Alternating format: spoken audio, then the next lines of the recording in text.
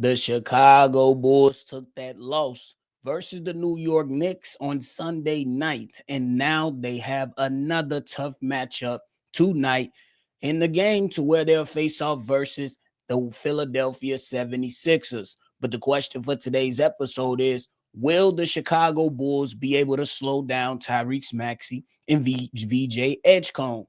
And we got Joel Embiid looking like he might be ready for the game. Y'all know we gonna talk about it, break it all down, plus a little bit more, but you already know. You gotta hear the music first.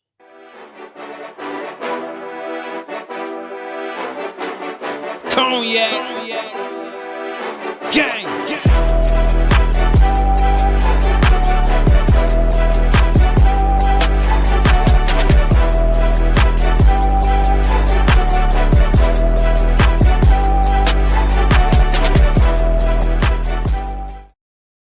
Shy Bulls podcast with the Cognac Boys. I'm Cognac Boy Bobby, and I'm holding it down for another daily episode. Guys, ladies and gentlemen, if you're tuned in, locked in, ready to talk Bulls basketball, make sure you go ahead and hit that like button and subscribe. Was not able to attend to you all yesterday because, as you can tell, my Chicago Bears on Sunday caused me to lose my voice. And we still in recovery. You see it? It's a little messed up, but we still gonna go ahead and bring you some Bulls content on today to get you ready and get your day started. Nonetheless, the Chicago Bulls are off to a solid start thus far for this season. And prior to the game versus the Knicks, we talked about a tough 6-game stretch that the Chicago Bulls were going to be going through.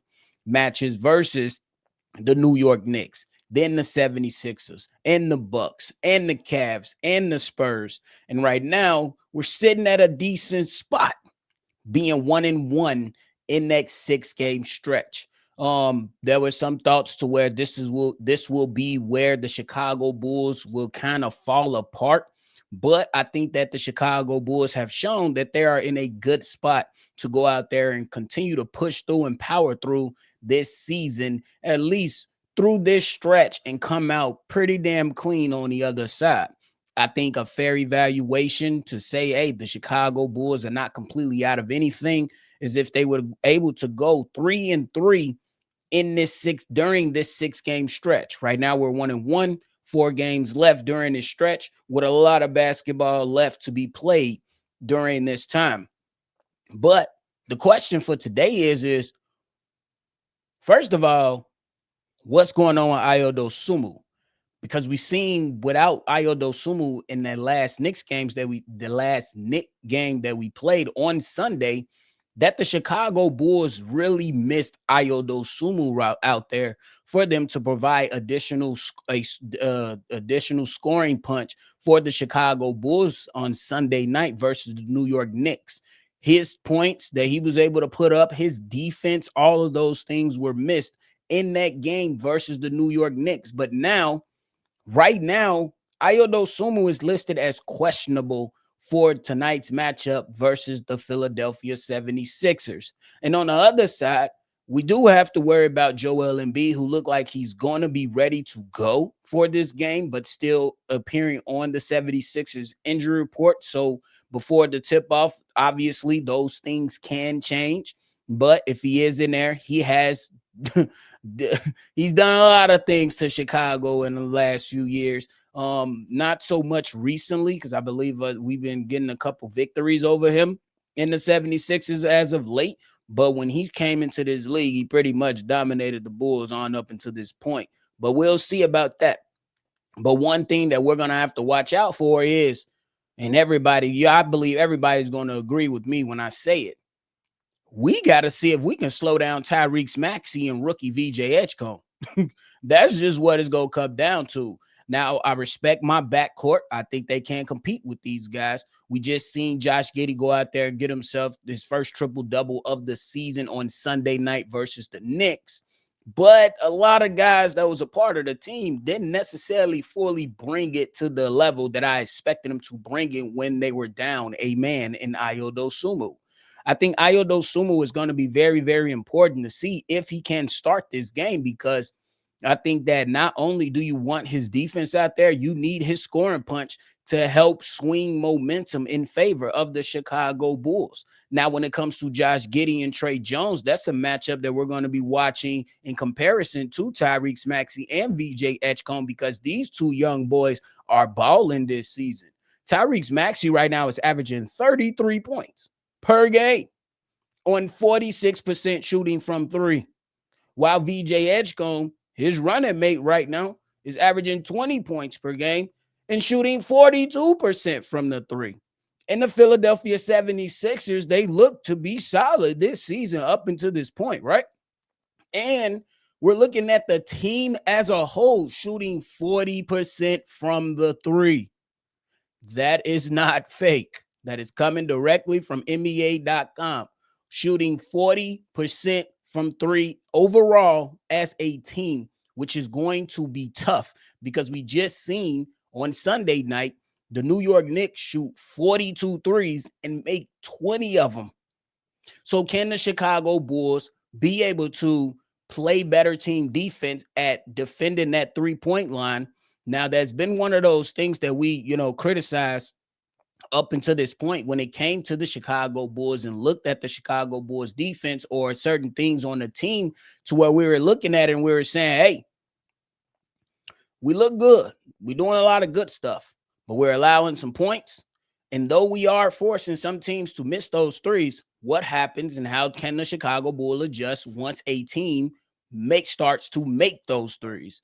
And we seen in that game versus New York Knicks, it was a bit difficult for the Chicago Bulls, but I will argue, and I don't necessarily like doing this, I would say the New York Knicks had another three players on the court with them. That's what I would say, because we know how weird that damn whistle was going for the New York Knicks that night. It was just weird.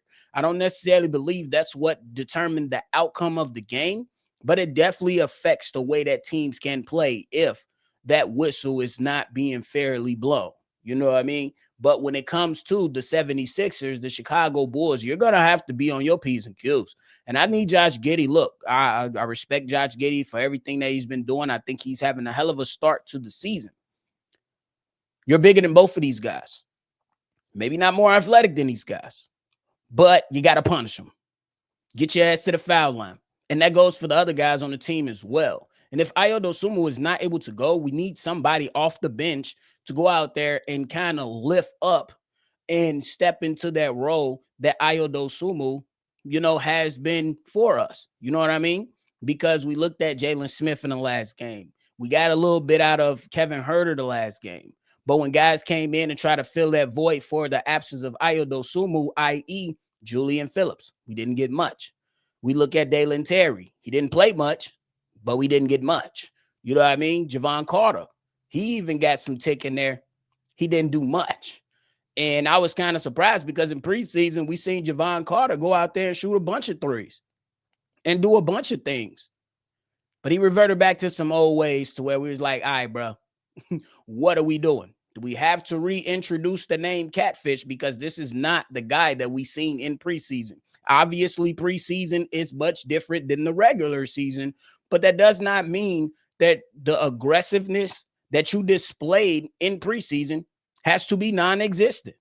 So it's going to be interesting to see how the Chicago Bulls position themselves to give themselves the best chance to win this basketball game. It's definitely going to be a tough matchup, but I believe that if you have to go without Ayo Dosunmu, this could be a game to where defensively could be a little bit more favorable for our guards because Josh Giddey has the size, the passing ability, and the ability to get to the basket. Trey Jones, he could have played better defensively versus the Knicks, and I think this could be a good bounce back game on defending guys like Tyrese Maxey and VJ Edgecombe. And then this is where you can give Javon Carter another shot at seeing if he can go out there and help slow down this backcourt because they're already accounted for 43 points each. So you're going to have to account for that. And honestly, we need a stronger performance from Nikola Vucevic. I'm not saying my man has to go out there and drop 30, but damn it, you got to go out there and damn near drop 30. Somebody got to help Josh Giddey out there. If he's going to give you 28 and 9 or something like that, somebody else need to give, you know what I'm saying, a little bit more.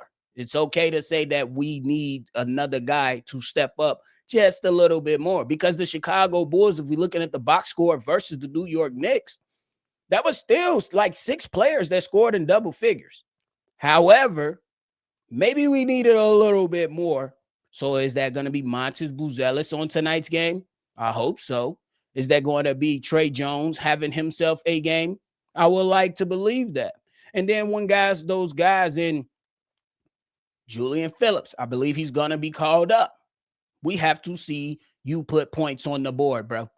I get the athleticism. I get the defense. I get you being available. I get you taking a couple shots here and there, but we need you on the boards too. I think the Chicago Bulls tonight is going to have to go out there and potentially run guys off that line to force them to miss some three-point shots. And you're going to have to stay in front of your men, because these guys, and we've seen that it has been one of those issues, the Chicago Bulls allowing a lot of points in the paint.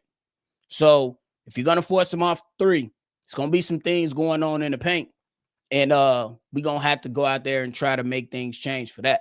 But we're going to keep you guys informed what happens with Ayo Dosunmu as the information comes in. Right now, he's listed as questionable.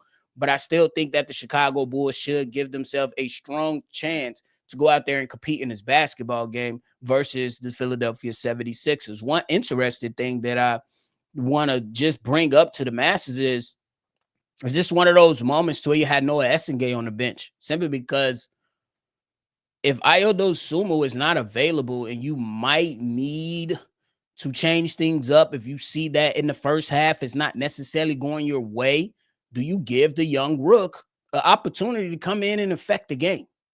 You know what I mean? And something that I haven't brought up to this point is Joel Embiid might be playing, right? And then you still got Andre Drummond to worry about on the boards.